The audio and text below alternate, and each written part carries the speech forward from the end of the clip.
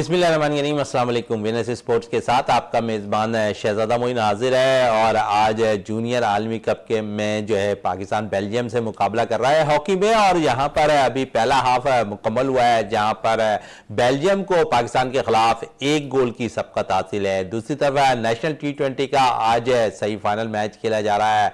पेशावर और एबटाबाद के दरमियान मैच खेला जा रहा है। फिर रात 8 बजे जो है हम देखेंगे कि कराची वाइट्स मध्य मुकाबले होगी लाहौर पिंडी के। तो बड़ा अच्छा साइन रहा है पाकिस्तान के लिए कि नेशनल T20 में हमने देखा कि 18 टीमें शिरकत कर रही थी और फिर 18 में से अब 4 टीमें सेमीफाइनल के लिए क्वालिफाई कर चुकी हैं। आज दोनों सेमीफाइनल खेले जाएंगे और कल इस टूर्नामेंट का फाइनल खेला जाएगा नेशनल T20 टूर्नामेंट का। और हम देखते हैं कि बहुत से मुतअद्दिद क्रिकेटर इसमें नुमाया कारकर्दगी दिखाते हुए नजर आए। खासकर अगर बैटर्स की बात करें तो जिस तरह साहबजादा फरहान ने बड़ा जबरदस्त कम बैक किया इस टूर्नामेंट के अंदर और बड़ी लंबी लंबी बारी खेलने में कामयाब रहे हैं। और साथ साथ बात कर ले मोहम्मद हुरैरा की, जिन्होंने बड़े ज़बरदस्त इनिंग खेली है इस टूर्नामेंट में। और फिर हमने कल देखा कि साजिद साहब ने भी बड़ा ज़बरदस्त उम्दा इनिंग खेलने में कामयाब रहे हैं। साथ साथ अगर हम बात करें शोएब मलिक की, तो इस टूर्नामेंट में शोएब मलिक की भी कारकर्दगी बड़ी ज़बरदस्त रही है। बॉलिंग के शोबे पे आ जाए तो हम देखते हैं कि निसार अहमद बड़ा ज़बरदस्त बॉलर निकल कर सामने आया है और जिसने इस टूर्नामेंट के 8 मैचेस में 17 विकेटें हासिल की। फिर नसीम शाह के भाई हुनैन शाह बड़ी ज़बरदस्त है फॉर्म में इस टूर्नामेंट में नजर आ रहे हैं, उम्दा परफॉर्मेंस दिखाई है उन्हें इस टूर्नामेंट के अंदर।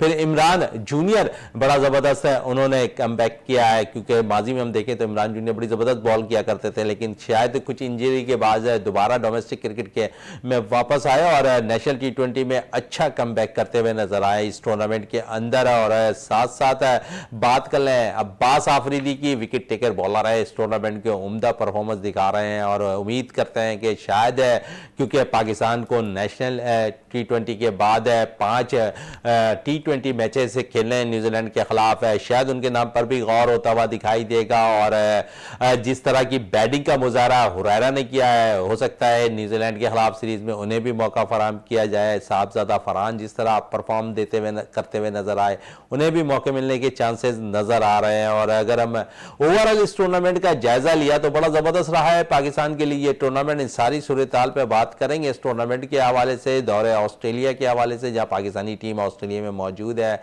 4 रोजा मैच ड्रॉ जरूर हो गया, लेकिन पाकिस्तान के कप्तान, पहली दफा कप्तानी करने वाले शान मसूद ने 201 रन की बारी खेली है अपने इस 4 रोजा मैच में और अच्छा परफॉर्म किया है। और साथ साथ दीगर बैटर्स ने भी इस मैच में अच्छा परफॉर्म किया है, तो उस पर भी बात करेंगे। फिर एक थोड़ी सी इंजरी हो गई है इब्रार अहमद को, और हो सकता है कि शुरू के 2 मैचेस है जो इब्रार अहमद खेलने में खेल ना सके, और जिसकी शायद खास वजह ये जो जराए बता रहे हैं कि वो डॉक्टर सोहेल सलीम साहब थे, जो पाकिस्तान के डॉक्टर्स थे, टीम के हमरा उन्हें सफ़र करना था, वीज़े मसाइल के बाइस शायद उनको कोई मसाइल दरपेश हुए, जिसके बाइस वो 14 तारीख को पर्थ पहुंचेंगे। लेकिन उससे पहले एक बड़ी इंजरी हो गई है इब्रार अहमद की सूरत पे, जहां पर पाकिस्तान को शायद पहले टेस्ट मैच में स्पिनर्स के साथ उतरने का मौका फराहम करने से कासिर नजर आएगी। कप्तान शान मसूद भी यही कह रहे हैं कि हो सकता है कि पहले टेस्ट मैच में हम बगैर किसी स्पिनर्स के खेलते हुए दिखाई दे। और जिस तरह उन्होंने प्रैक्टिस मैच में बाबर आजम से बॉल कराया, इमाम उल हक से बॉल कराई है, तो एक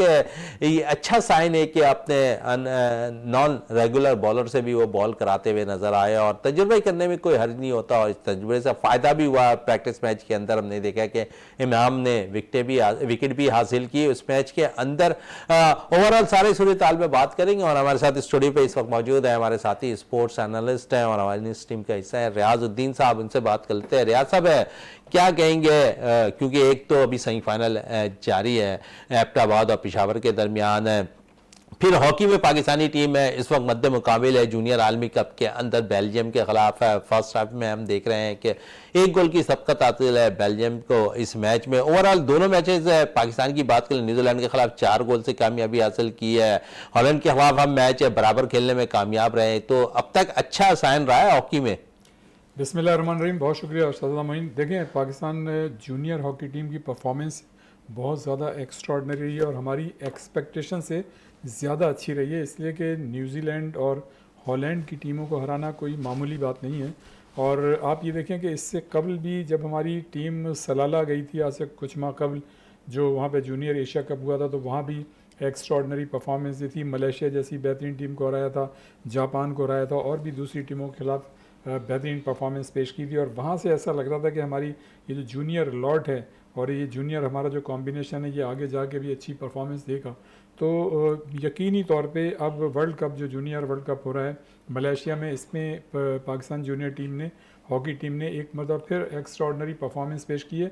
और उस माजी की मतलब जो पाकिस्तान हॉकी में पाकिस्तान को जो एक तुर्रे इम्तियाज़ हुआ करता था उसकी झलक जो है वो पेश की है। मैं समझता हूँ कि हमारे जो जूनियर खिलाड़ी हैं यकीनन वो जो है उनकी मार्कतुल्लाह परफॉर्मेंस है और उनको हम सलूट करते हैं उनकी इस परफॉर्मेंस पे, इसलिए कि उन्होंने जो मतलब माजी की याद दिलाई है तो उससे अब जो है बहुत से दरीचे खुले हैं। और यही लॉट जो है ज़ाहिर है आगे चल के चूँकि पाकिस्तान की सीनियर टीम में ये खिलाड़ी इंडक्ट होंगे तो उम्मीद की जा रही है कि वहाँ भी वो अच्छी परफॉर्मेंस पेश करेंगे।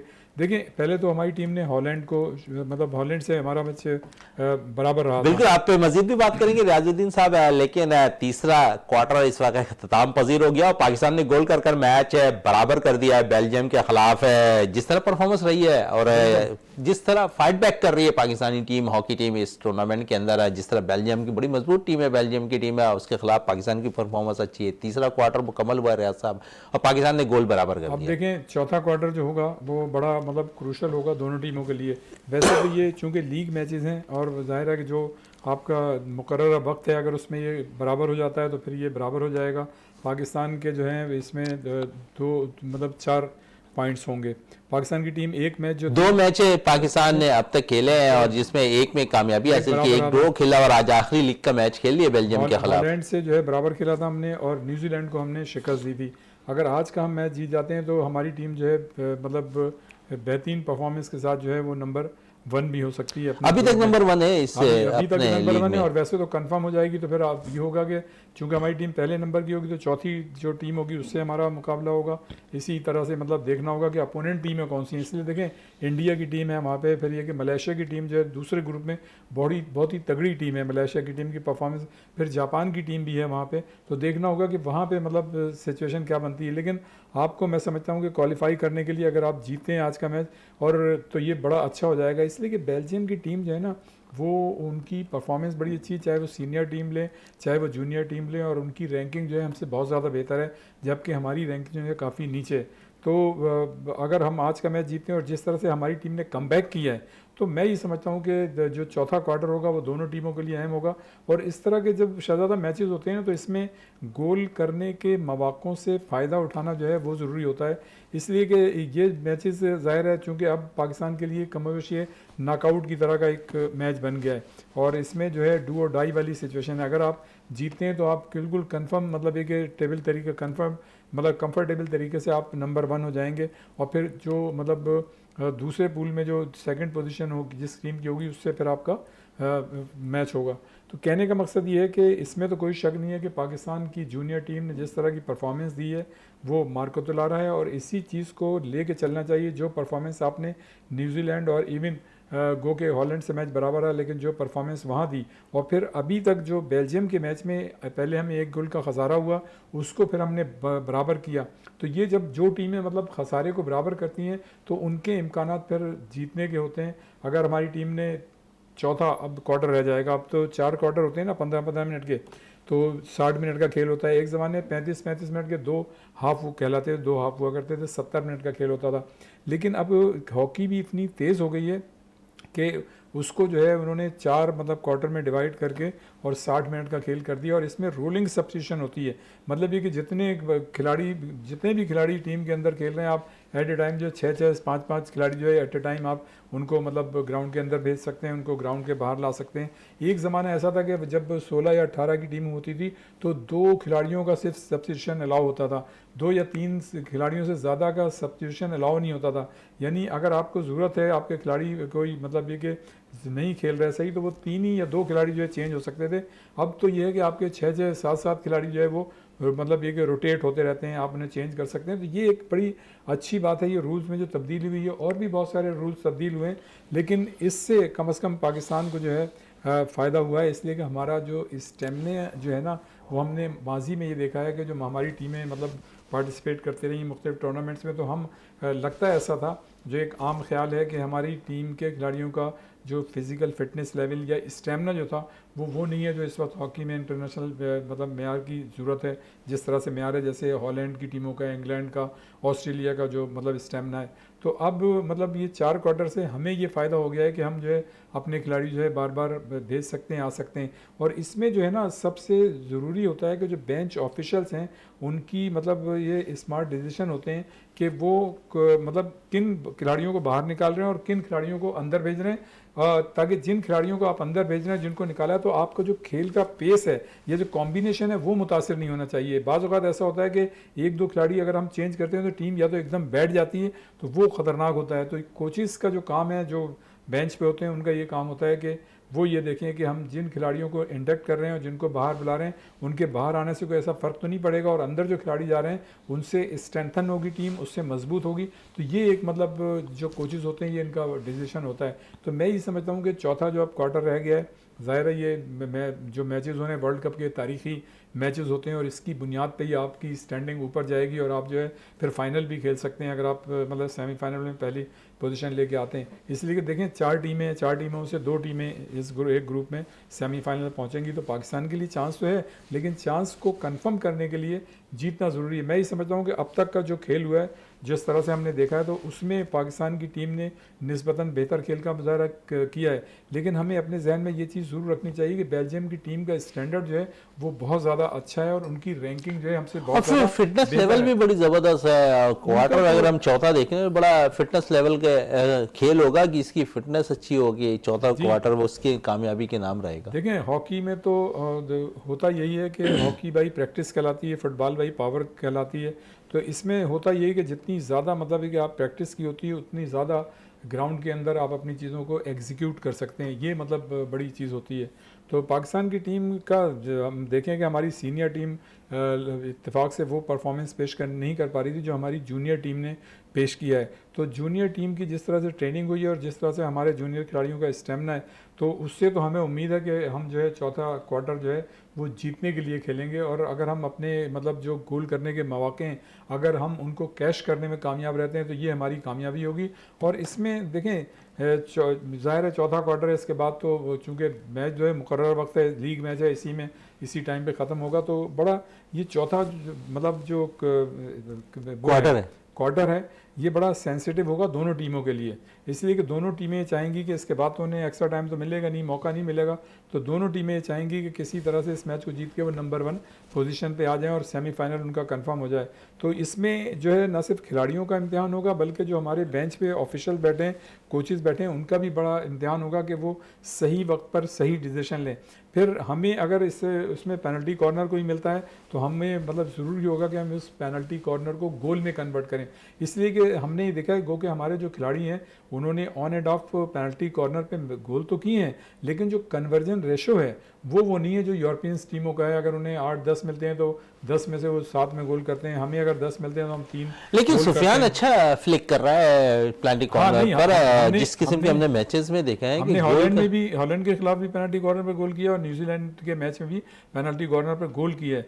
लेकिन ये कि अगर हम जैसे हमें मतलब 5 पेनल्टी कॉर्नर मिलते हैं, अगर हम 3 या 4 में गोल कर लें तो ये एक मतलब अच्छी बात होगी। जो यूरोपियन टीमों को इस पे कमांड है कि उनको पेनल्टी कॉर्नर मिलते हैं तो उन पेनल्टी कॉर्नर पे वो ज़्यादा गोल करते हैं। लेकिन अब हम देखते हैं कि शॉर्ट कॉर्नर भी हो गया है, रियाजुद्दीन साहब है, उस पर आप क्या समझते हैं कि शॉर्ट कॉर्नर से अगर प्लेयर्स के लिए क्योंकि आसानी हो जाती है थोड़ी सी गोल करने में। लेकिन शॉर्ट कॉर्नर तो खैर मतलब हमेशा से उसकी एक अहमियत रही है, और शॉर्ट कॉर्नर्स पे हमारे पास जो हम यूरोपियन टीमों को देखा है कि वो जो उनके पास 6-7 मतलब बहुत ज़्यादा ड्रिल्स हैं, वो हर मतलब वेरिएशन के साथ मतलब दूसरी ड्रिल और होती है, तीसरी और होती है, और उससे वो गोल करने में कामयाब होते हैं।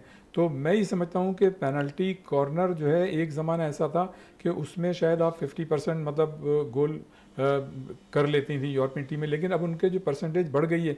हमारी जो है वही है सोहेल अब्बास जो वर्ल्ड रिकॉर्ड होल्डर हैं, जिन्होंने 348 गोल किए हैं। मोहम्मद इमरान भी अच्छे आए थे। हाँ, इमरान भी अच्छे थे, लेकिन देखें सोहेल अब्बास का तो एक तारीखी रिकॉर्ड है, 348 गोल का रिकॉर्ड है, जो नहीं लगता कि कोई उसको तोड़ सके। वैसे देखें कोई भी चीज़ नामुमकिन नहीं है, लेकिन मैं समझता हूँ कि 348 गोल किसी एक खिलाड़ी के लिए करना जो है वो बड़ा मुश्किल नज़र आ रहा है। कोई भी खिलाड़ी उसके करीब नहीं जा रहा है। पॉल लीजन है, उनके भी 200 कुछ गोल थे, लेकिन इनके जो है 348 गोल हैं। तो ये एक बहुत बड़ी कामयाबी है, बहुत बड़ी और हमारी कामयाबी टीम है, के लिए बड़ा बिल्कुल। ज़रूरी होगा कि मतलब इस जिस तरह से उन्होंने दूसरे मैचों में, गुज़श्ता मैचेस में अच्छी परफॉर्मेंस पेश की है, इस क्वार्टर में भी वो अपना पूरा जोर लगा दें और तारीखी कामयाबी हासिल करें। और अगर पाकिस्तान की टीम, जूनियर टीम, इस जूनियर वर्ल्ड कप के सेमीफाइनल पहुंच जाती है तो ये बड़ी कामयाबी है कि हम फाइनल के ज़ाहिर करीब होंगे। यकीनन फाइनल, सेमीफाइनल में पहुंचती है और फिर फाइनल के भी करीब हो सकते हैं। अच्छी कारकर्दगी दिखा रही है जूनियर कप के अंदर पाकिस्तान की हॉकी की टीम है, और हमें भी तवक्को है कि आज के मैच बेल्जियम के खिलाफ पाकिस्तान जीतने में ज़रूर कामयाब हो जाएगा। और साथ साथ अब नेशनल T20 की जानिब रुख करते हैं। बड़ा ज़बरदस्त चल रहा है, सेमीफाइनल है आज देखना है कि इफ्तिखार किस किस्म की कारकर्दगी, गो के वो ना दिखा सके बैटिंग में, लेकिन उनकी टीम आज जीतती है या नहीं अब तो फैसला कुछ देर के बाद ज़रूर हो जाएगा। लेकिन उससे कबल इस टूर्नामेंट के हवाले से ज़रूर बात करेंगे रियाजुद्दीन साहब से कि कितना अच्छा रहा है नौजवान क्रिकेटर्स के लिए ये वाला प्लेटफॉर्म। देखें, इसमें तो कोई शक नहीं है कि जितने ज़्यादा इस तरह के टूर्नामेंट्स होंगे, हमारे नौजवानों को न सिर्फ पार्टिसिपेट करने का मौका मिलेगा बल्कि अपनी परफॉर्मेंस को भी बेहतर बनाने का मौका मिलेगा। और उनमें जो वो एतमाद जो खिलाड़ी में जो क्रिएट होता है, जितने ज़्यादा मतलब वो टूर्नामेंट्स खेलेंगे, जितने ज़्यादा मैचों में पार्टिसिपेट करेंगे, वो परफॉर्मेंस भी देंगे और उस परफॉर्मेंस की बुनियाद पर उनका कॉन्फिडेंस लेवल हाई होगा। और ये जो मतलब T20 कप है, ये इसलिए भी मैं समझता हूँ खिलाड़ियों के लिए बड़ा अहमियत इख्तियार कर गया है कि इसकी बुनियाद पे जो PSL है, जिसकी ड्राफ्टिंग जो है 13 को है मेरे ख्याल से, 13 दिसंबर को, तो उस ड्राफ्टिंग में ये जो नेशनल T20 में जिन खिलाड़ियों की परफॉर्मेंस आउटस्टैंडिंग होगी, वो जाहिर है उसमें मतलब उनको मौका मिलेगा खेलने का। और जब उनको PSL में मौका मिलेगा और अगर PSL में वो अच्छी परफॉर्मेंस पेश करते हैं, तो जो T20 वर्ल्ड कप है ICC का, जो अगले साल वेस्ट इंडीज़ और अमेरिका में हो रहा है, तो वहाँ पे उस टीम के सिलेक्शन के लिए ज़ाहिर है गो के जो कमोबेश जो टीम के खिलाड़ी हैं वो तो सबको पता है कि कितने हैं, लेकिन एक दो खिलाड़ी ज़रूर आउटस्टैंडिंग परफॉर्मेंस जो है वो इंडेक्ट हो सकते हैं। इंडेक्ट हो सकते हैं रियाजुद्दीन साहब है। लेकिन मेरी भी क्रिकेटर से बात हुई, जो नौजवान क्रिकेटर्स हैं इस टूर्नामेंट में शिरकत कर रहे हैं, उनका परफॉर्मेंस दे रहे हैं, लेकिन उनका फोकस है 5 डे क्रिकेट की तरफ दिखाई नहीं देता। क्या वजह है रियाज साहब? है कि चार्मिंग बहुत ज़्यादा है T20 के अंदर, कम वक्त में मैचेस ख़त्म हो जाते हैं, या फिर पैसा बहुत है इस T20 में? यही सारी चीज़ें हैं जो और आपने फिर बयान की। फिटनेस लेवल भी 5 डे क्रिकेट के लिए और T20 के लिए बिल्कुल अलग है। देखें, इसमें फटीक होती है, 5 दिन आपको इन्वॉल्व होना पड़ता है, और फिर 5 दिन के लिहाज से आपको अपनी फ़िज़िकल फ़िटनेस बनानी पड़ती है, आपका स्टेमिना आपको इंक्रीज़ करना पड़ता है। तो आजकल लगता है ऐसा कि खिलाड़ी जो हैं वो सहल पसंद हो गए हैं, और वो ये समझते हैं कि शॉर्ट मतलब फॉर्मेट की क्रिकेट है, उसमें खेलें, लीग खेलें, पैसे बनाएं और कम मेहनत करें और निकल जाएं। अब आप ये देखें ना कि जो अब हमारे पास जो बॉलर्स का लैक आ रहा है, जो टेस्ट क्रिकेट के लिए बॉलर नहीं है, उसकी वजह यह है कि हमारे जो नौजवान हैं उनमें से ज़्यादातर, सब नहीं, यकीनन बहुत से ऐसे नौजवान होंगे जो टेस्ट क्रिकेट भी खेलना चाहते होंगे, उसमें मकाम बनाना चाहते होंगे, और उनके नज़दीक पैसा ही सब कुछ नहीं होगा, बल्कि उनके नज़दीक जो है नेशनल क्रिकेट, जिस तरह की टेस्ट क्रिकेट है, उसमें भी मतलब पार्टिसिपेट करना होगा। तो जो टेस्ट क्रिकेट है उसमें ज़ाहिर है आपको मेहनत जो है ज़्यादा करनी पड़ती है, फ़िज़िकल फ़िटनेस का आपको ज़्यादा ख्याल रखना पड़ता है, आपको ज़ाहिर है आपको स्टेमिना जो है अपना बेहतर रखना पड़ता है, फिर आपको अपनी डाइट का ख्याल रखना पड़ता है। तो ये सारी चीज़ें हैं, और जैसा मैंने पहले कहा कि खिलाड़ी जो है थोड़ा सा मतलब आरामदेह चाहते हैं कि मतलब आराम आराम से पैसा बनाते रहें, तो उनकी ये ख्वाहिश होती है कि वो लीग खेलें, T20 खेलें, कम वक्त में ज़्यादा पैसा बनाएं, ज़्यादा नाम बनाएं और मतलब आगे की तरफ बढ़ें। तो अभी आप देखें जो हारिस का मामला हुआ था, उनको भी ये एडवाइस किया गया है कि वो अब आप मतलब आगे के लिए जो है अपने आप को टेस्ट के लिए तैयार करें। इसलिए कि देखें जो T20 क्रिकेट होती है उसमें तो एक बॉलर को 4 ओवर कराने होते हैं, तो उस लिहाज से उसने तैयारी करनी होती है। लेकिन जो टेस्ट क्रिकेट होती है उसमें तो आपको 20-20, 25-25, 30-30 ओवर कराने पड़ते हैं एक खिलाड़ी को पूरे मतलब टेस्ट मैच के दौरान। तो उसमें जो है फिर देखना पड़ता है कि आपकी फ़िज़िकल फ़िटनेस का लेवल जो क्या है। तो मेरे ख्याल से आजकल के ज़्यादातर खिलाड़ी, सब नहीं, वो इस चीज़ से कतराते हैं कि जी इतनी फटीग कौन बर्दाश्त करे, और अगर मतलब ये कि पैसा T20 में है, वनडे में है, तो क्या ज़रूरत है कि टेस्ट में जो है आप अपने आप को इन्वॉल्व करें। तो मैं ये समझता हूँ कि ये एक गलत अप्रोच है, गलत मतलब एक तरीक़ेकार है। हमारे खिलाड़ियों को जो है मैं समझता हूँ कि टेस्ट क्रिकेट की तरफ आना चाहिए, और जैसे पाकिस्तान क्रिकेट बोर्ड की जो है सिलेक्शन कमेटी भी और जो दूसरे हमारे साबिक टेस्ट क्रिकेटर हैं, उन्होंने भी ये कहा है कि जी आप जो है लड़कों से कि वो टेस्ट क्रिकेट की तैयारी करें, लॉन्गर फॉर्मेट है, इसकी तैयारी करें। और आरिस रऊफ़ को भी यही एडवाइस किया गया है, हालांकि वो बिग बैश खेलने वहाँ पे गए हैं, लेकिन उनको जो है ये एडवाइस किया गया है कि वो जो है टेस्ट की तैयारी करें। देखें, एक ज़माने में ख़ुद मतलब पाकिस्तान क्रिकेट बोर्ड जो है वो इस बात पे बड़ी तवज्जो देता था कि जो नेशनल क्रिकेट है, जैसे कायद-ए-आज़म ट्रॉफ़ी है या पैटर्न्स ट्रॉफ़ी है, और जो नेशनल सतह के टूर्नामेंट्स हैं वो हमारे खिलाड़ी खेलें। लेकिन फिर बाद में बीच में ऐसा हुआ कि पाकिस्तान क्रिकेट बोर्ड ही के नरम रवैये की वजह से खिलाड़ी जो है वो इस कायद-ए-आज़म ट्रॉफ़ी और पैटर्न्स ट्रॉफ़ी से दूर होते गए। वो मुख्तलिफ़ मुल्कों में लीग अपने मतलब खेलने को जाना उन्होंने ज़्यादा बेहतर समझा, और वो उसमें पूरी तरह से इन्वॉल्व हो गए, और एक एक साल में 3-3 4-4 मतलब लीग खेलने लगे खिलाड़ी। ज़ाहिर है पैसा काफ़ी बनता है। तो मैं ये समझता हूँ कि अब पाकिस्तान क्रिकेट बोर्ड ने भी इसका नोटिस लिया, और उन्होंने मेरे ख्याल से कैटेगोरिकली ये फैसला किया अब खिलाड़ियों को जो है सिर्फ लिमिटेड मतलब लीग जो है खेलने की इजाज़त होगी, और होना भी ऐसे ही चाहिए। देखें, मतलब अगर आप नेशनल टीम को अपने आगे ले के नहीं चल सकते तो फिर तो ये बड़ा मुश्किल हो जाएगा कि आप किस तरह से मतलब हमारी टीमें जो हैं पार्टिसिपेट करेंगी। वैसे ही एक ऐसा पैच आया था 8-10 साल का कि इंटरनेशनल टीमें जो हैं पाकिस्तान नहीं आ रही थी, और उसके पाकिस्तान ना आने की वजह से हमारे खिलाड़ियों को अपनी सलाहियतों के जौहर दिखाने के मौके नहीं मिले, और हमारी टीमें भी चूँकि ज़्यादा उन्होंने बाहर टूर नहीं किए, और उसकी वजह से भी हमारा मतलब बहुत ज़्यादा फ़र्क आया। हमने भी मतलब ये कि T20 मैचेस मेरे ख्याल से ज़्यादा खेले हैं, और दूसरे जो फॉर्मेट है वनडे या टेस्ट क्रिकेट, इसके ये मैचेस हमने कम खेले हैं। तो मैं ये समझता हूँ कि लॉन्गर क्रिकेट की तरफ हमारे खिलाड़ियों को जो है तैयारी करनी चाहिए, लेकिन खिलाड़ी भी उसी वक्त तैयारी करेंगे जब पाकिस्तान क्रिकेट बोर्ड जो है उनको इस तरह का प्लान देगा, और बाकायदा जो हमारे खिलाड़ी आज़ादी के साथ और मुतबादिल जो लीग खेलने जाते थे उसको थोड़ा सा डिस्करेज करना होगा और इनकरेज करना होगा अपनी यहाँ की क्रिकेट के लिए। यहाँ की क्रिकेट के लिए इनकरेज करना होगा क्रिकेटर्स को, खासकर आज सेमीफाइनल खेला जा रहा है, क्योंकि एक सेमीफाइनल अख्ताम के मराइल में है, दूसरा सेमीफाइनल कराची वाइट्स और पिंडी के दरमियान खेला जाएगा। रियाज साहब क्या समझते हैं कि कराची की टीम है इस टूर्नामेंट में, क्योंकि कायद-ए-आज़म ट्रॉफ़ी में भी कराची की टीम फाइनल जीत चुकी है, फिर हम देखते हैं पाकिस्तान कप के अंदर गो के फाइनल में शिकस्त हुई पाकिस्तानी कराची वाइट्स की टीम को, और अब सेमीफाइनल की दौड़ है T20 की, और उसमें भी आज कराची वाइट्स मद्दे मुकाबिल होगी पिंडी के खिलाफ। जी बिल्कुल, अभी हम स्टेडियम से आ रहे हैं, वहाँ नेशनल स्टेडियम में पेशावर और एबटाबाद का मैच हो रहा था। तो पेशावर उस वक्त तक जब हम थे तो पेशावर की टीम जो है शुरू में उसको मुश्किलात का सामना रहा, लेकिन बाद में फिर बहरहाल वो अच्छी पोजीशन पे आ गई थी। लेकिन ये कि मैं समझता हूँ कि ये ज़ाहिर है पेशावर की टीम ने इस पूरे टूर्नामेंट में जिस तरह से परफॉर्मेंस पेश की है, लग तो ऐसा रहा है कि वो मतलब पेशावर की टीम जो है शायद जीत जाए, लेकिन बहरहाल एबटाबाद ने उसका बड़ा मुकाबला किया है।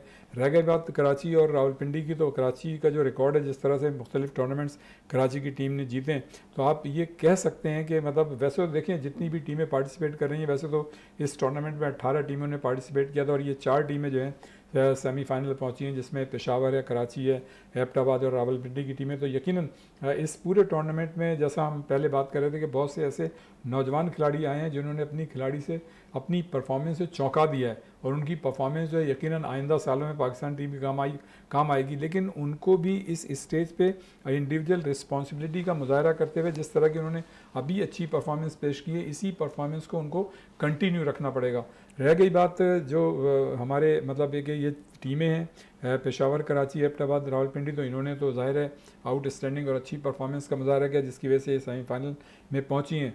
और कराची और रावलपिंडी की बात है, मैं ही समझता हूँ कि देखें मैच तो अच्छा होगा, इसलिए कि कराची का मौसम जो है बड़ा प्लेजेंट है। आप ये कह सकते हैं कि सर्दी शुरू हो गई है, गर्मी तो बिल्कुल भी नहीं है, तो दोनों टीमों के लिए मेरे ख्याल से बड़ा कंफर्टेबल महसूस करेंगे ग्राउंड के अंदर, और मौसम जो है उनकी राह में हायल नहीं होगा, इसलिए कि बड़ा प्लेजेंट मौसम है। अब देखना ये होगा कि कराची की टीम जो है अपनी उस कामयाबी वाली रवायत को बरकरार रखती है आज के मैच में, इसलिए कि देखें सेमीफाइनल तो डू और डाई वाला होता है। अभी तक इन तमाम टीमों ने लीग मैचेस खेले थे, और हर टीम को, हर खिलाड़ी को ये मौके मिले थे कि वो अपनी परफॉर्मेंस, अगर उसने पीछे कोई फंबल किया है, गलती की है या परफॉर्मेंस नहीं दे सका, तो वो आगे के मैचेस में अच्छी परफॉर्मेंस दे, बड़ी गुंजाइश थी, कई मैचेस खेले, लेकिन आज जो है वो गलती की गुंजाइश नहीं है। अच्छा, आजम खान को किस तरह देखा है आपने इस T20 के अंदर? लास्ट PSL में भी अच्छा परफॉर्म करके रहे हैं आजम खान, और फिर अब नेशनल T20 में भी उम्दा परफॉर्मेंस दे रहे हैं, और जिस तरह की बैटिंग कर रहे हैं अपनी टीम को मुतअद्दिद फतह दिला चुके हैं। देखें उसमें वो ऐसे खिलाड़ी हैं जिनमें बड़ा पोटेंशियल है, और उन्होंने अपनी परफॉर्मेंस को साबित किया है, इससे कबल भी वो एक्स्ट्राऑर्डिनरी परफॉर्मेंस दे चुके हैं। उनके साथ बड़ा मतलब बैड लक हुआ था कि जब वो वर्ल्ड कप की टीम में सिलेक्ट हुए थे तो अनफॉर्चुनेटली एंड टाइम पे उनका नाम जो है निकल गया था, तो उससे ज़ाहिर है डिसहार्ट हुए थे। और ऐसा मैं समझता हूँ कि देखें, जब आप किसी खिलाड़ी को टीम में लेते हैं ना तो मतलब सारे फाइनल सेशन हो जाएं, हर चीज़ हो जाए, फाइनल फ़ोटो हो जाए और उसके बाद अगर आप टीम से निकाल दें तो वो एक बड़ा झटका होता है। लेकिन आज़म खान जो है वो दिल बर्दाश्ता नहीं हुए और उन्होंने जो है कतई तौर पे मतलब उस चीज़ को जो है मैं मतलब अपने ऊपर लिया नहीं। गो कि ज़ाहिर है इंसान है, जब वो इस तरह की परफॉर्मेंस होती है तो उसे तकलीफ़ तो होती है, लेकिन उन्होंने जो है अपनी मतलब मेहनत जारी रखी, कंसंट्रेट किया, फोकस किया और वो आप देखें कि एक्स्ट्राऑर्डिनरी परफॉर्मेंस पेश करने में कामयाब रहे।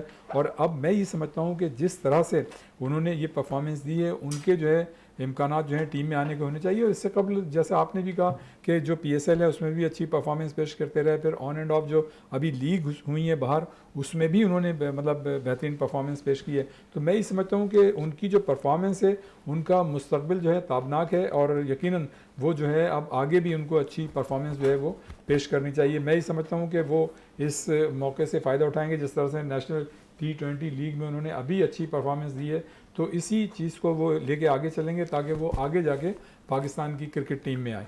बिल्कुल, पाकिस्तान क्रिकेट टीम में आए और यकीनन हमारी भी दुआ है कि जिस किस्म की परफॉर्मेंस आजम खान कर रहा है नेशनल T20 में, उम्मीद है कि पाकिस्तान के लिए वो खेलते हुए एक दफ़ा फिर दिखाई दे। स्टूडियो में हमें ज्वाइन भी कर लिया है जाफ़र हुसैन साहब ने, स्पोर्ट्स एनालिस्ट हैं। जाफ़र साहब, आपका बहुत शुक्रिया, थोड़े से लेट ज़रूर हो गए आप, लेकिन इस पैनल का हिस्सा ज़रूर बन गए। जाफ़र साहब, बड़ी खबरें आ रही हैं खासकर ऑस्ट्रेलिया के हवाले से, डॉक्टर्स टीम के साथ नहीं गए, डॉक्टर सोहेल सलीम साहब है, आप समझते हैं कि वीज़े के मसाइल तो उनके साथ साथ हैं, लेकिन दूसरी तरफ देखें तो अंडर 19 टीम के साथ टीम के मैनेजर शोएब मोहम्मद भी नहीं गए, तो बड़े मसाइल हैं खासकर वीज़े के हवाले से। लेकिन ये सारी चीज़ें मैनेजमेंट का काम है, मैनेज करना, वक्त से पहले क्यों नहीं हो चुकी है ये सारी चीज़ें? देखें, जिस तरह बोर्ड बहुत जल्दी में आया है और बहुत इमरजेंसी लगी हुई थी जब बोर्ड ने जो है ना वो अपने आप को जो है ना वो आके स्टेबल किया, तो मेरे ख्याल में इसी तरह वो टीम की कंडीशन, इसी तरह कोचिंग स्टाफ का ऐलान होना, इसी तरह जो है ना साबिक कोचेस का और साबिक जो है ना आपके मैनेजर्स का जो है ना वो टीम से निकल जाना, तो वर्ल्ड कप जब शुरू हुआ था उसके बाद से जो ये कहानियाँ शुरू हुई हैं अभी तक नहीं रुकी हैं। इस वजह से एक चीज़ में स्टेबिलिटी जो है ना वो अभी तक नहीं आ सकी। प्रॉब्लम ये आ रही है कि जो बोर्ड है वो अपनी चीज़ें देख रहा है, लेकिन जो टीम है उसके साथ आप देखें ना कि जिन जिन लोगों को होना चाहिए था, जिस तरह आपने बात की कि डॉक्टर्स का शामिल ना होना, फिर मैनेजर का शामिल ना होना अंडर 19 टीम के साथ, तो मेरे ख्याल में ये एक बड़ा एक अजीब सिलसिला चल रहा है, उल जलूल वाली कहानी चल रही है, जो मैं ये समझता हूँ कि हम आम जबान में, आपको पता है कि रियाज भाई ज़्यादा इससे मुत्तफिक होंगे कि हम लोग कराची में जो ना इसी तरह की ज़बान बात करते हैं कि ये जो कहानियाँ चलती हैं ये उल जलूल वाली कहानी है। तो मेरे ख्याल में टीम के साथ जो है ना मैनेजर का भी होना चाहिए था। मैनेज कैसे हो रही है टीम अंडर 19 का, तो आपको पता है एशिया कप चल रहा है, इसके अलावा जो पाकिस्तान टीम है अपनी जो है ना ये 4 साल बाद जो है ना बेस्ट अपनी जो है ना वो टूर होता है इनका, तो 4 साल बाद इस टूर के लिए आपने कोई प्लानिंग की है क्या? उसी तरीके से खेलना, उसी तरीके से आपको मुकाबले करके आ जाना, तो मेरे ख्याल में रियाज में बड़ा इंपॉर्टेंट होता है इस तरह का टूर, क्या ख्याल है? बिल्कुल आप सही कह रहे हैं। और देखें, यही मार्जिन और प्रोविज़न लेके मतलब दुनिया भर की तमाम टीमें जो हैं अपनी सारी चीज़ों को पहले से मैनेज करती हैं, फोर्सी करती हैं। अब आप देखें कितनी बड़ी बात है। गो के देखें ऑस्ट्रेलिया में कोई ऐसा मसला नहीं होगा मेडिकल का, उनको ट्रीटमेंट भी मिला होगा, सब कुछ हुआ होगा, लेकिन फौरी तौर पे अगर हमारा डॉक्टर वहाँ पे होता तो यकीनन वो उसको देख सकते थे। तो हमारे यहाँ जो है लॉन्ग टर्म प्लानिंग पे तो अमल ही नहीं किया जाता ना। अगर हम शॉर्ट टर्म प्लानिंग भी कोई करते हैं तो उस पर भी उसको भी एग्जीक्यूट नहीं कर पाते। फिर हमारी सारी चीज़ें जो है वो एडॉकिज़म पे चलती हैं। जब एडॉकिज़म पे चलती हैं तो यही चीज़ें होती हैं। अब आप देखें ना, शोएब मोहम्मद जो जिनको टीम के साथ बहस मैनेजर जाना था, उनका भी मतलब ये कि वीज़ा नहीं लगा। तो जब एट द 11th आवर अब जो है डिसीजन लेंगे, सारी चीज़ें करेंगे, तो फिर ये चीज़ें जो है मैनेज नहीं हो पाती। दुबई का वीज़ा तो मेरे ख्याल में इतना मुश्किल होता भी नहीं है। ये तो आपको पता है कि सेकंड होम है पाकिस्तान का, दुबई और UAE वगैरह, तो मेरे ख्याल में इतनी मुश्किल होनी भी नहीं चाहिए थी रियाज भाई। हाँ, दूसरी बात ये है कि जिस तरह जो मसाइल चल रहे हैं, जो खिलाड़ी को इंजरीज का मसला है, देखिए ये बड़ा इंपॉर्टेंट है। टूर पे आपका इब्रार, आपका मैन बॉलर जिसके लिए आप इन्हिसार कर रहे थे कि ये जो है ना ये हमारा फिंगर बॉलर साबित होगा वहाँ पे, तो अब उसका ना होना टीम के साथ और इस तरीके से बाहर हो जाना, मेरे ख्याल ख्याल में ये भी एक बड़ा मुश्किल बड़ा मसला है। लेकिन इसमें मजीद भी बात कर लेते थोड़ा सा, क्योंकि एक रिजल्ट आ चुका है सेमीफाइनल का, और सेमीफाइनल में एबटाबाद ने जो है पेशावर को, रीजन को शिकस्त दे दी है 7 विकेटों से, कि एबटाबाद की तरफ से एक दफा फिर बड़ी बारी खेलने में कामयाब रहे पाकिस्तान के T20 के बेस्ट बैटर फखर जमान, जिन्होंने 79 रन की इनिंग खेली इस मैच के अंदर, और सज्जाद ने भी बड़ी जबरदस्त 51 रन की इनिंग खेली है। जाफर साहब क्या कहेंगे इस दोनों प्लेयर्स के हवाले से? ऐसा लगता था कि पेशावर है ओवरऑल फाइनल खेलती दिखाई दे रही थी, लेकिन एबटाबाद ने आज सेमीफाइनल में पेशावर को शिकस्त दे दी। शहजाद साहब, अगर आप कल का प्रोग्राम उठा के देखें तो मेरे ख्याल में मैंने कल यही कहा था कि पेशावर जो है ना वो फाइनल खेलती हुई दिखाई नहीं दे रही। उसके 2-3 रीजंस हैं जो मैंने कल भी आपको बताया था। गालिबन कल मोहसिन मेहदी आपके साथ प्रोग्राम का हिस्सा थे, तो आप ज़रा उसको देखिएगा, अंदाज़ा हो जाएगा कि सिलसिला ये था कि देखें, एक प्लेयर से या 2 प्लेयर से टीम नहीं चलती। आपका एक फ़खर जमान ने जो है ना परफॉर्म कर दिया, और देखें आपने टीम को कहाँ तक क्या पहुँचा दिया। इनके बॉलिंग लाइन बड़ी अच्छी थी आपकी एबटाबाद की, और ख़ास तौर पर जिस तरह का पूरी टीम लेके चल रही थी। कल का जो मैच अगर आप देख लें, जो इनका एक मैच खेला गया था नेशनल बैंक ग्राउंड पे, ठीक है ना, उसमें आप देख लें कि आखिर तक खिलाड़ी जो है ना वो स्ट्रगल कर रहे थे, वो खेल रहे थे अपनी टीम के लिए। तो मकसद ये था कि जो पूरी टीम वर्क होता है ना वो बहुत ज़रूरी होती है किसी भी टीम को आगे ले जाने में, टीम को फतह बनाने में। तो मेरे ख्याल में पेशावर में वो चीज़ नज़र नहीं आ रही थी। पेशावर में 1 या 2 प्लेयर्स ही परफॉर्म कर रहे थे। अब वही बात है कि एबटाबाद ने उनको टारगेट किया हुआ था और उनके खिलाफ उसी तरीके से बॉलिंग की। लेकिन जाफर, जो शुरू के लीग मैचेस थे और ऑन एंड ऑफ पेशावर ने अच्छी मतलब परफॉर्मेंस दी, इसमें तो कोई शक नहीं है। अब ये कि जहां उन्हें देनी थी आज परफॉर्मेंस वहां नहीं दे सके। वो वही बात हो रही थी कि रियाज भाई, असल में इफ्तिखार चाचा जो है ना वो बड़ी अच्छी कप्तानी कर रहे थे, लेकिन एक प्लेयर जब ऑफ स्पिन पे फंसा रहे थे बेसिकली। अब यूबीएल का ग्राउंड हो गया या नेशनल बैंक का हो गया या स्टेडियम हो गया, वहां पे स्पिनर्स पे तो फंस जाते थे। लेकिन क्योंकि दूसरी टीम जो अब स्पिनर्स पे, फखर जमान तो आपको पता है कितना पक्का खिलाड़ी है स्पिनर्स के हवाले से, तो यही बात है कि पेशावर का बाहर होना कोई इतने बड़ा, कोई इतना वो नहीं है कि इसको हम कोई ये कह लें। हाँ, कराची वाइट का है इम्तिहान कि वो जो है ना अब इस फाइनल खेले। इसमें एक बात पे मैं रियाज साहब की तरफ आता है। रियाज साहब ओवरऑल पूरा टूर्नामेंट अच्छा खेले हैं। साहबजादा फरहान आज 15 रन की बारी खेलने में कामयाब रहे, लेकिन टीम के लिए लंबी बारी नहीं खेल सके बड़े मैच के अंदर। और फखर ने दूसरे एंड से अगर देखे तो एबटाबाद की तरफ से बड़ी बारी खेली, पूरे टूर्नामेंट में ओवरऑल है। सज्जाद भी अच्छी फॉर्म में नजर आए। आज भी उन्होंने बड़े टारगेट को चेस करने में फखर का भरपूर तौर पर साथ दिया। शहजादा, देखें, हम इससे पहले भी डिस्कस करते आए थे कि यही तो बात होती है। असल में टेम्परामेंट का फ़र्क होता है। बास खिलाड़ी जो होते हैं लीग मैचेस में अच्छा खेलते हैं, जो नॉकआउट मैचेस हैं उसमें उनका वो टेम्परामेंट नहीं बनता, नहीं खेल पाते। इसी तरह आपने देखा होगा कि नेशनल मतलब ये जो टूर्नामेंट्स होते हैं, बास खिलाड़ी उसमें नेशनल टूर्नामेंट्स में बड़ी अच्छी परफॉर्मेंस पेश करते हैं, लेकिन इत्तेफाक से जब जो इंटरनेशनल मैचेस होते हैं तो उसमें वो परफॉर्मेंस पेश नहीं कर पाते। तो ये जो है टेम्परामेंट का फ़र्क होता है, ये जो है साइकी होती है।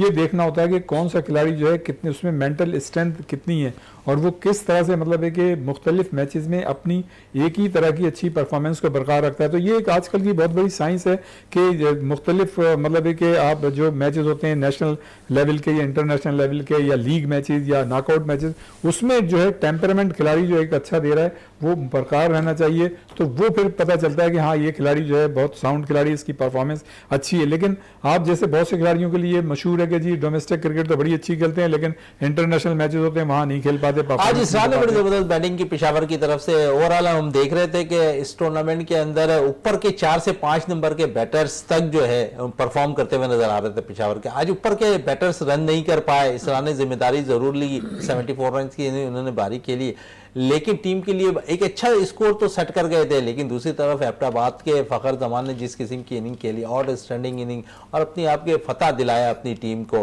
तो क्रेडिट किसको देंगे कि एक जानिब बड़े मजे हुए कप्तान अगर कह सकते हैं इस टूर्नामेंट में नजर आया है इफ्तिखार, दूसरी तरफ यासिर शाह कप्तानी कर रहे थे। देखिए, T20 आपको पता है कि ये किसी एक प्लेयर का ही जो है ना अगर अच्छा चल जाए बल्ला, तो मेरे ख्याल में बिल्कुल आउट हो जाती है दूसरी टीम ना। तो मेरे ख्याल में फ़खर जमान जैसा खिलाड़ी जो कि वर्ल्ड में अपने स्टाइल से, अपने छक्कों की वजह से मशहूर है और इतना एग्रेसिव खेलता है, तो मेरे ख्याल में उसका चलना जो है ना ये सबक आमोज़ है पेशावर के लिए। और पेशावर जो है ना वो अपने चंद खिलाड़ियों पर चल रही थी, जिस तरह आज उनके जो है ना ऊपर की लाइन जो है ना फ्लॉप हुई है, ओपनर्स वगैरह, और उनकी जो है ना कलई खुल के सामने सामने आ गई। तो मेरे ख्याल में एबटाबाद ने जो है ना बड़ी प्लानिंग के साथ मैच खेला है, टॉस जीतकर पहले उनको बैटिंग देना, ये भी एक ये समझ लें ब्रेव फैसला था। और यासिर शाह नो डाउट, इसमें कोई शक नहीं कि अच्छे प्लेयर्स रह चुके हैं और आपको पता है कि वर्ल्ड क्लास स्पिनर्स थे, तो उनका तजर्बा भी काफी बोल रहा था। एक अच्छी कॉम्बिनेशन के साथ टीम चल रही है, तो मेरे ख्याल में एबटाबाद की कामयाबी जो है ना वो डिजर्व करती थी। अच्छा, दूसरी तरफ हम देखें तो अब्बास आफरीदी रियाज साहब अच्छा परफॉर्म कर रहे थे, पेशावर की जानिब से बॉलिंग में बड़े विकेटें हासिल की हुई थी। आज उनकी भी शायद बॉलिंग नहीं चली, गो के एक रन अच्छा था, अगर हम कहें कि T20 के लिहाज से 169 बुरा रन नहीं था। नहीं, बुरा रन नहीं था, लेकिन शुरू में जिस तरह से उनके खिलाड़ी आउट हुए ना, उसकी वजह से उनकी टीम जो है दबाव में आ गई। और हमने जो अक्सर इनके मैचेस देखे हैं, शुरू में हम ये समझ रहे थे कि पेशावर की टीम जो है इस टूर्नामेंट की सबसे अच्छी टीम है, जिस तरह से वो परफॉर्म कर रहे थे। लेकिन बात ये होती है कि जो खिलाड़ी लीग के मैचेस में अगर अच्छी परफॉर्मेंस पेश करें तो नॉकआउट में भी वो उसी तरह की परफॉर्मेंस पेश करें। लेकिन मेरे ख्याल से ये बहुत से खिलाड़ियों के साथ प्रॉब्लम होता है कि लीग मैचेस में ऐसा कोई प्रेशर नहीं होता, लेकिन जो नॉकआउट होते हैं उसमें पता होता है कि यार अगर हमने थोड़ी सी फंबल की तो हम जो है मतलब बाहर हो जाएंगे। और यही चीज़ आप देखें कि पेशावर के साथ हुई कि जहां आज उन्होंने परफॉर्मेंस देनी थी वहां इत्तेफाक से वो परफॉर्मेंस नहीं दे सके और इतना अच्छा टूर्नामेंट लेके चले। तो वो मतलब बहरहाल ये कि, लेकिन हम ये नहीं कहेंगे, हम कहेंगे भाई एबटाबाद की परफॉर्मेंस अच्छी थी, उनके खिलाड़ियों ने बर वक्त डिसीजन लिए, अच्छी परफॉर्मेंस पेश की और अपनी टीम को जो है वो जाहिर है कामयाबी दिलाने में कामयाब रह गई बात। अब जो कराची का और रावलपिंडी का मैच होगा, तो मैं ये समझता हूँ कि कराची का जो ट्रैक रिकॉर्ड है मुख्तलिफ टूर्नामेंट्स में जो हमारी टीमें जो हैं मतलब जीतती रही हैं, तो मेरे ख्याल से उस लेगेसी को लेके चलना चाहिए कराची की टीम को और आज जो है एक्स्ट्रा ऑर्डिनरी परफॉर्मेंस देना चाहिए। वैसे देखें जो भी टीम अच्छा खेलेगी उसे जीतना चाहिए, अगर रावलपिंडी की टीम अच्छी परफॉर्मेंस देती है तो वो जीते। लेकिन मैं ट्रैक रिकॉर्ड की बात कर रहा हूँ कि कराची की टीम जो है उससे मतलब ये तवक्कात इसलिए कायम की जा रही है कि इससे पहले मुख्तलिफ टूर्नामेंट जीतती है। बिल्कुल मुख्तलिफ टूर्नामेंट जीत चुकी है। ये तो थी नेशनल T20 की बात। आज पाकिस्तान जूनियर आर्मी कप में मद्दे मुकाबिल था बेल्जियम के खिलाफ और काफी गुफ्तगू रही है, इस मैच के हवाले से भी चल रही थी और रियाज साहब कह रहे थे कि बड़ी जीत होगी अगर पाकिस्तान बेल्जियम के खिलाफ है, मैच बराबर खेलने में भी कामयाब हो जाए। तो मैच का अख्ताम हो गया और पाकिस्तान और बेल्जियम का मैच 1-1 गोल से बराबर रहा। पाकिस्तान की जानिब से प्लांटी कॉर्नर पर मैच गोल किया अरबाज ने और अरबाज ने गोल करके पाकिस्तान को जो खसारा था बेल्जियम के खिलाफ वो खत्म किया और फिर पाकिस्तान आखिरी 4 क्वार्टर तक जो है इसी मैच पे मैच अख्ताम पजीर हुआ। जाफर साहब क्या कहेंगे, अच्छी कामयाबी कह सकते हैं कि एक आप खसारे में गए बेल्जियम के खिलाफ और फिर कामयाबी तो ना समेट सके लेकिन मैच ड्रॉ करने में कामयाब रही और टॉप पोजीशन पर आ गई है पाकिस्तान। देखें अब क्वालिफाई कर लिया पाकिस्तान ने सेमीफाइनल के लिए, तो मेरे ख्याल में और ये बड़ा इंपॉर्टेंट मैच था। आप देखें तीनों मैच जो है ना बड़े तगड़े गए पाकिस्तान के। पहले मैच में हॉलैंड को बराबर खेला, उसके बाद आप न्यूजीलैंड के खिलाफ 4 से कामयाबी हासिल की हमने 4 गोल से। हाँ, और बराबर के बाद फिर आपने 4 में कामयाबी हासिल की, आज फिर बराबर खेल लिया। तो मेरे ख्याल में एक तरह से अगर हम ये कहें कि हमने शिकस्त नहीं खाई है अभी तक किसी मैच में, तो ये बड़ी कामयाबी है। और जूनियर का और सीनियर्स का जो सीनियर मतलब यह है कि जो एक्सपीरियंसेबल प्लेयर्स हैं उनका मिलाप बड़ा अच्छा है। रियाज भाई इस पे थोड़ी सी देर पहले हम गुफ्तगू कर रहे थे प्लांटी कॉर्नर के हवाले से और आज भी गोल अरबाज ने प्लांटी कॉर्नर पर किया है और खसारे को खत्म किया है। हम यही बात कर रहे थे आपके मतलब ज्वाइन करने से पहले कि अगर हमारी टीम पेनल्टी कॉर्नर को कन्वर्ट करती है गोल में तो फिर ये हमारे लिए बड़ा प्लस पॉइंट होगा और वो इत्तेफाक से हुआ। अच्छा, हमारी टीम ने हर मैच में पेनल्टी कॉर्नर पर गोल किए हैं, तो ये एक बड़ा अच्छा साइन है। और मैं ये समझता हूँ कि जूनियर टीम ने इस टूर्नामेंट में अब जो सेमीफाइनल हो गया है, तो सॉरी सेमीफाइनल के लिए जब क्वालिफाई किया तो मैं समझता हूँ कि पाकिस्तान हॉकी को जिंदा कर दिया है। इसलिए कि एक तो ये चीज़ है कि आप इस जूनियर वर्ल्ड कप में सेमीफाइनल में पहुंच गए और आप यहाँ पे टॉप पे हैं। अच्छा, दूसरा देखना पड़ेगा कि वहाँ पे इंडिया की टीम होती है, मलेशिया या जापान की टीम होती है और वो भी मतलब तीनों टीमें एक ही तरह की। इंडिया की टीम बहुत अच्छी है, मुझे लगता है कि अगर वो वहाँ से टॉप करती है तो आपको वहाँ मलेशिया या आपको जापान से खेलना होगा। और इससे कबल जूनियर आपको याद होगा सलाला में जो जूनियर एशिया कप हुआ था, हमने वहाँ पे जापान के खिलाफ भी और मलेशिया को भी हमने शिकस्त दी थी। तो मैं ये समझता हूँ कि हमारे जूनियर टीम के खिलाड़ियों को जापान की बात करना जिसमें हमने 13 खिलाड़ी 12 खिलाड़ी खिलाए थे। हाँ, वो तो हर पहला एक और मैच था, वो एक अलग था जिसमें हमारी मतलब मसाइल पैदा हो गए थे। लेकिन ये बड़ी खुश आइंद बात है, बड़ी अच्छी बात है कि पाकिस्तान जूनियर हॉकी टीम जो है वो सेमीफाइनल के लिए क्वालिफाई कर गई है, टॉप पे आई है। और मैं समझता हूँ कि ये हॉकी से वाबस्ता हर शख्स जो है बात हो रही तो पाकिस्तान अंडर 19 की टीम है, कल मद्दे मुकाबिल होगी इंडिया के खिलाफ जाफर हुसैन साहब। और पहले मैच में पाकिस्तान ने नेपाल के खिलाफ 7 विकेटों से कामयाबी हासिल की, 7 बेग अच्छा इनिंग खेलने में कामयाब रहे। फिर अजान उवैस ने 51 रन की इनिंग खेली है। इंडिया के खिलाफ क्या आप समझते हैं कि पाकिस्तान, क्योंकि हम देखते हैं कि जहां पर मेन टीम के साथ बड़े जोश और जज्बे के साथ खेलती दिखाई देती है, कल के मैच में भी यही कुछ होगा, जूनियर सतह पे भी ऐसा ही होता है? देखिए जूनियर सतह पे इससे ज़्यादा होता है। देखिए उनमें जोश और जज्बा ज़्यादा होता है, खून तगड़ा होता है, और उसमें जो है ना, क्योंकि सोच अलग होती है, क्योंकि वो बड़ों को देखकर जो है ना वो सोचते हैं कि भाई बस इस टीम को अगर हमने मार लिया, अगर इनके बॉलर्स की अगर हमने दुर्गत बना दी तो हम ही फतह है। इसी तरह एक दफ़ा फाइनल में सरफराज अहमद ने पाकिस्तान को अंडर 19 कप जिताया था, जिसमें अनवर अली ने 5 विकेटें हासिल की थी। बिल्कुल ऐसा ही था, और वो फाइनल, और उससे पहले भी एक मैच हुआ था लीग का, उसमें भी शिकस्त दी थी पाकिस्तान ने। तो ये बड़ा एक 2006 की बात है जब पाकिस्तान ने ये वर्ल्ड कप जीता था अंडर 19 का। तो मेरे ख्याल में ये जो नेपाल के खिलाफ फतह थी ना, जिसमें अरशद के 6 विकेटें थी और साद बेग और उसके आरिश की जो है ना वो 50 थी, मेरे ख्याल में ये बड़ा कॉन्फिडेंस देगा इंडिया के खिलाफ मैच में, क्योंकि इस वक्त जिशान ने 6 विकेटें हासिल की थी। हाँ वही जिशान ने ना, तो मेरे ख्याल में ये बड़ा एक जो है ना एक 7 विकेट ली थी, अच्छा मुकाबला रहेगा। तो मेरे ख्याल में एक मुकाबले के लिए जो है ना, आपको पता है कि दोनों मुल्कों के दरमियान जब ये हरीफ दोनों आमने सामने होते हैं, तो कोई भी खेल हो, सिर्फ क्रिकेट की बात नहीं है, हॉकी भी हो या कोई भी खेल हो, उसमें जो है ना जज्बात जो है ना बहुत ज़्यादा बढ़ जाते हैं। अच्छा, जज्बात बढ़कर निकल जाते हैं। जिस तरह बात हो रही थी साद बेग की, अंडर 19 सतह पे कप्तानी कर रहे हैं, पाकिस्तान अंडर 19 के कप्तान भी हैं, और यहाँ इंडिया खासकर जाने से कबल उन्होंने एक बयान दिया था कि हम जीत कर आने की कोशिश करेंगे एशिया कप, और परफॉर्मेंस अच्छी जा रही है साद बेग की। और दीगर मैचेस में मैंने देखा कि साद बेग बड़े बुझे बुझे दिखाई देते थे, लेकिन जैसे ही टूर्नामेंट स्टार्ट हुआ उन्होंने बारी खेल ली बड़ी। देखिए बात यह है कि साद बेग अभी अंडर 19 प्लेयर हैं, और बुझे बुझे की तो ऐसी बात है नहीं, खेल रहे अच्छे हैं। गुज़श्ता कई अरसे से जो है ना वो टीम के साथ है, अंडर 16 खेला उन्होंने, अंडर 13 खेला उन्होंने। तो मेरे ख्याल में एक मंझे हुए खिलाड़ी हैं, सिर्फ साद बेग नहीं, जितने पाकिस्तान के अंडर 19 प्लेयर्स हैं वो सब मंझे हुए खिलाड़ी हैं, अच्छे हैं। क्योंकि पाकिस्तान अब आपको पता है जरखेज़ ज़मीन है, क्रिकेटर्स के लिहाज से तो बहुत ही मवाद इसमें पाया जाता है, और हर तरह के क्रिकेटर हैं। तो मेरे ख्याल में इनको मुकाबले अच्छे मिलते हैं अंडर 19 को, जिसकी वजह से ये मंझे हुए हैं इस टाइम। जी रियाज साहब, कल के मैच के हवाले से क्या कहेंगे पाकिस्तान अंडर 19 के इंडिया के खिलाफ जो खेलना है?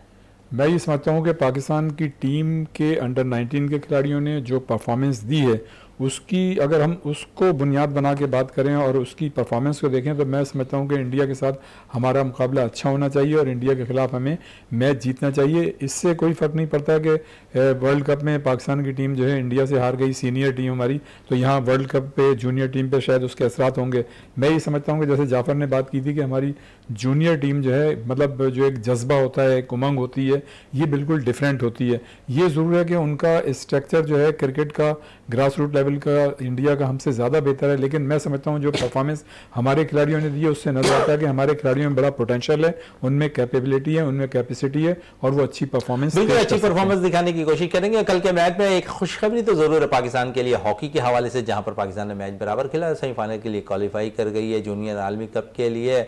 जाफर हुसैन साहब आपका बहुत शुक्रिया, रियाजुद्दीन साहब आपका बहुत बहुत शुक्रिया। प्रोग्राम का अख्ताम करते हैं इस दुआ के साथ कि पाकिस्तान में खेल और खिलाड़ी तरक्की करते रहें और पाकिस्तान का सबसे लाली परचम दुनिया भर में रोशन रहे। इसी के साथ अपने मेज़बान शहजादा मोइन को इजाज़त दें। पाकिस्तान जिंदाबाद।